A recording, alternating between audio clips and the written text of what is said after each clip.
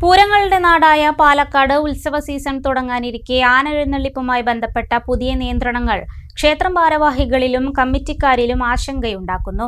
30-40 ആനകൾ അണിനിരക്കുന്ന ഉത്സവങ്ങൾ നിരവധിയുള്ള ജില്ലയാണ് പാലക്കാട്. പുതിയ നിയന്ത്രണങ്ങൾ ഉത്സവ നടത്തിപ്പിനെ തന്നെ ബാധിക്കുമോ എന്നതാണ് കമ്മിറ്റിക്കാരിൽ ആശങ്കയുണ്ടാക്കുന്നത്. ഡിസംബർ കഴിയുന്നതോടെ പാലക്കാട് ജില്ലയിൽ ഉത്സവ സീസൺ തുടങ്ങുകയായി. ആനപ്പെരുമ കൊണ്ട് പേരുകേട്ടതാണ് ഇതിൽ പല ഉത്സവങ്ങളും. തെച്ചിക്കോട്ടുകാവ് രാമചന്ദ്രൻ മുതൽ കേരളത്തിലെ വമ്പൻ ഗജനിരയെ തന്നെ അണിനിരത്താൻ ഇപ്പോഴേ കമ്മിറ്റിക്കാർ ബുക്കിങ്ങും മത്സരവും തുടങ്ങിക്കഴിഞ്ഞു. എന്നാൽ ആന എഴുന്നള്ളിപ്പുമായി ബന്ധപ്പെട്ട് പുതുതായി വന്ന ഹൈക്കോടതി നിർദ്ദേശങ്ങളാണ് ഉത്സവ കമ്മിറ്റിക്കാരിൽ ആശങ്കയ്ക്ക് ഇടയാക്കിയിരിക്കുന്നത്. കഴിഞ്ഞ ദിവസവും ഇക്കാര്യത്തിൽ ഹൈക്കോടതി നിലപാട് കടുപ്പിച്ചിരുന്നു.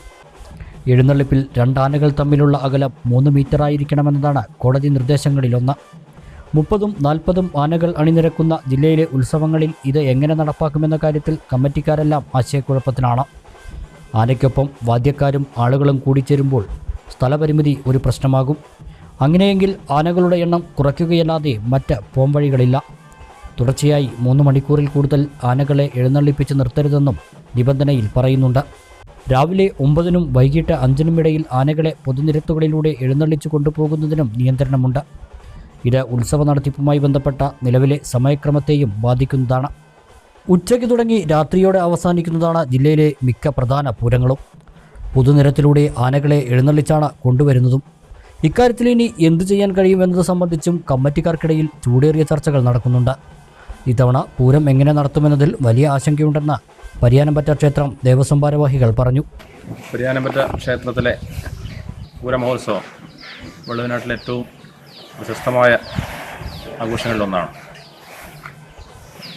ഫെബ്രുവരി 19 നടക്കുന്ന 2025 ഫെബ്രുവരി 19 നടക്കുന്ന പൂരാഘോഷത്തിൽ 19 ആനകൾ അണിനിരക്കുന്ന പൂരമാണ്. അതിൽ വടക്കൻ ദേശപൂര കമ്മിറ്റിയുടെ എഴുന്നള്ളിപ്പിൻ്റെ ഭാഗമായിട്ട് 5 ആനകളും, കിഴക്കൻ ദേശപൂര കമ്മിറ്റിയുടെ എഴുന്നള്ളിപ്പിൻ്റെ ഭാഗമായിട്ട് 7 ആനകളും, പടിഞ്ഞാറൻ ദേശപൂര കമ്മിറ്റിയുടെ എഴുന്നള്ളിപ്പിൻ്റെ ഭാഗമായിട്ട് 7 ആനകളും, അങ്ങനെ മൊത്തത്തിൽ 19 ആനകളുണ്ടാകും.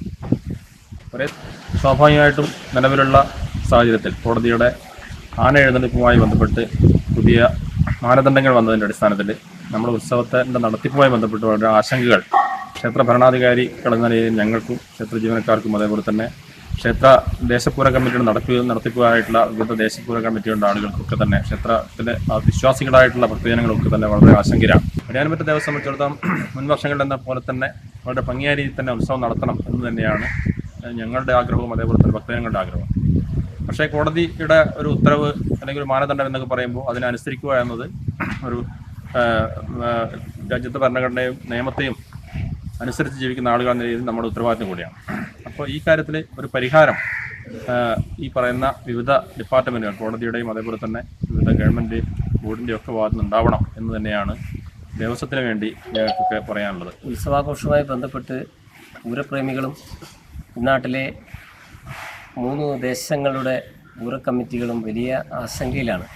എന്താണെന്ന് വെച്ചാൽ നേരത്തെ സൂചിപ്പിച്ചതുപോലെ തന്നെ ആനകളുടെ ഉത്സവ പ്രവേശനവുമായി ബന്ധപ്പെട്ട് കോടതിയുടെ ഒരു പുതിയ ഉത്തരവിനെ കൂടി കണക്കിലെടുത്തുകൊണ്ടാണ് ഈ ആശങ്ക ഇപ്പോൾ ഉള്ളത്. കാരണം ഭൂമിശാസ്ത്രപരമായി നമുക്ക് നോക്കിയാലറിയാം, പരിയാനംപറ്റയുടെ ഭൂമിശാസ്ത്രപരമായിട്ടുള്ള പ്രത്യേകത എന്ന് പറയുന്നത് വളരെ താഴ്ന്ന ഒരു പ്രദേശത്തേക്ക് വേലകളെല്ലാം ഇറങ്ങി വരുന്ന ഒരു അന്തരീക്ഷമാണ്. അതുകൊണ്ട് തന്നെ ഇവിടെ ഒരുപാട് ജനങ്ങൾ തിങ്ങിക്കൂടുന്ന ഒരു ഉത്സവമാണ്. നമുക്കറിയാം, ഇപ്പോൾ പരിയാനംപറ്റ പൂരം ദിവസത്തെ മേളം കാണാൻ സംസ്ഥാനം മാത്രമല്ല സംസ്ഥാനത്ത് നിന്ന് പുറത്തുനിന്ന് പോലും ആളുകൾ ഇഷ്ടംപോലെ വന്നുകൊണ്ടിരിക്കുന്ന ഒരു കാലവുമാണ്. അതുകൊണ്ട് തന്നെ ഇത്രയും ആളുകൾ തിങ്ങി നിൽക്കുന്ന ഒരു സ്ഥലത്ത് കോടതിയുടെ വിധിയെ അംഗീകരിക്കുന്നുണ്ടെങ്കിൽ പോലും അത് പ്രാവർത്തികമാക്കാൻ വലിയ ബുദ്ധിമുട്ടുണ്ട് എന്നുള്ളത് വലിയൊരു വസ്തുതയാണ്. കോടതി ഉത്തരവായതിനാൽ നിബന്ധനകൾ ലംഘിച്ചാൽ കമ്മിറ്റിക്കാരും ആന ഉടമകളുമെല്ലാം നിയമ നടപടികൾ നേരിടേണ്ടി വരും.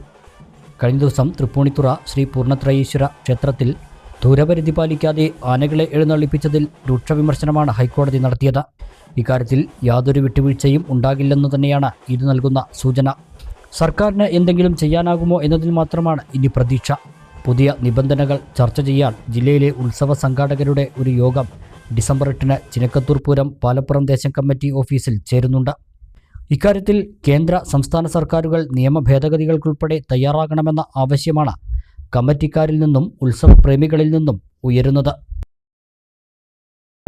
ശ്രീകൃഷ്ണപുരത്തിന്റെ സൗഭാഗ്യ വസ്ത്രാലയം, ഭാഗ്യശ്രീ ടെക്സ്റ്റൈൽസ്, ബസ് സ്റ്റാൻഡിന് സമീപം, ശ്രീകൃഷ്ണപുരം.